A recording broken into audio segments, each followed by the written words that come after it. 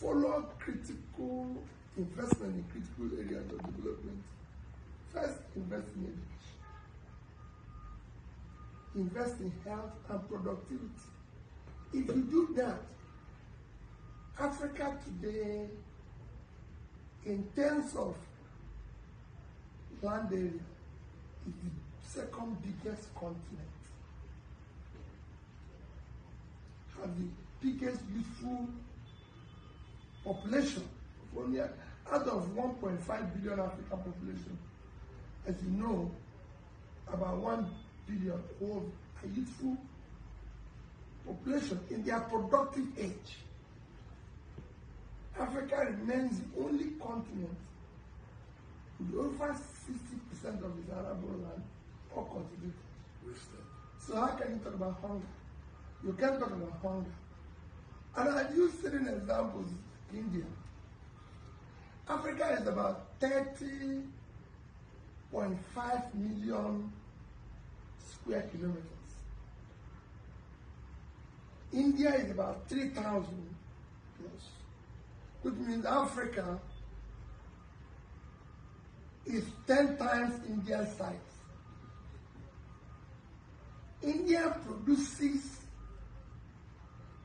nearly 150 million tons of rice. Africa as a whole produces about 25 to 6,000. So India produces 6 times the amount of rice Africa produces.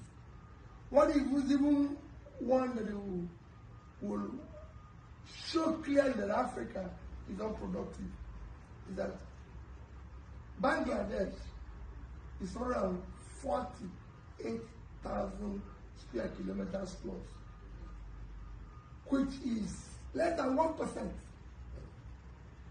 It's about 0.05% of African size. Bangladesh, but they produce twice the amount of rice that Africa produces. So you find out that it's not going to work. There's no way. There's no way. Even in Nigeria alone, 60% of arable land is uncultivated. We have 923,000 square kilometers of land. Bangladesh is 148 plus. So Bangladesh is 1/6 of Nigeria's size. Yet Nigeria does not produce 10% of the amount of rice Bangladesh produces. And it's there. It's not something that is wrong. It's there for everybody to see. So you can go on and find out that Africa has no reason to be hungry. All we need to do is do the right thing. All these things are being affected by corruption. Because people no longer find value in hard work, in productivity, in entrepreneurship. You started your own business. You are working hard to earn a living. Today, people who have no daytime job live better than you live. People who have no office live like stars. So it is a crisis. So we must deal with the issue of corruption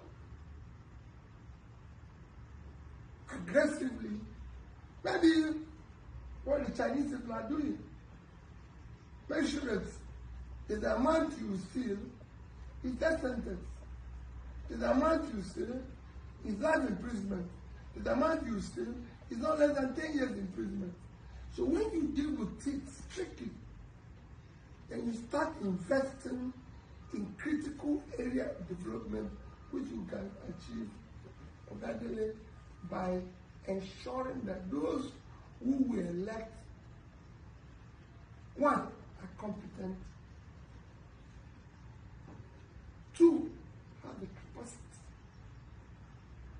Because you cannot be competent, but you have passed the age where you have the capacity to work.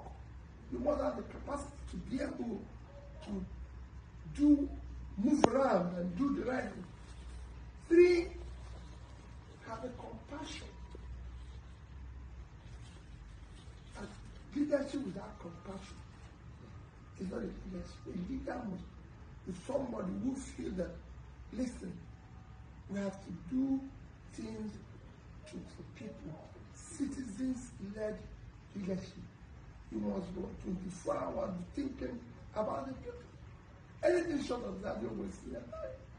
And all these things comes with your character, with this and everything. So it's a critical thing we want to.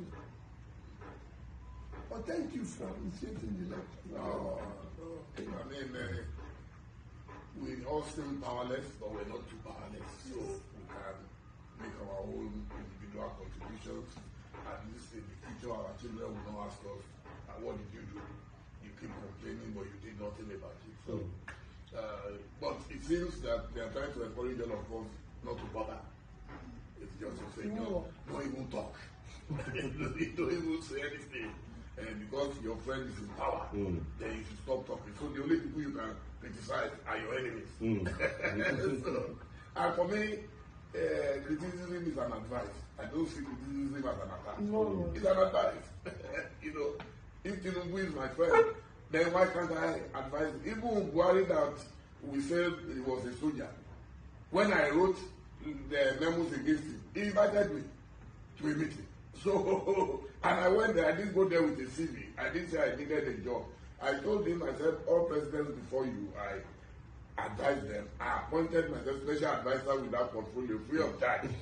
And I gave a compilation of what I wrote to other presidents. And he even asked me to autograph. I signed for it. That's a soldier. Then we now have civilians who says we can't talk. So what do we do? And everybody's keeping quiet. Everybody is, what do we do?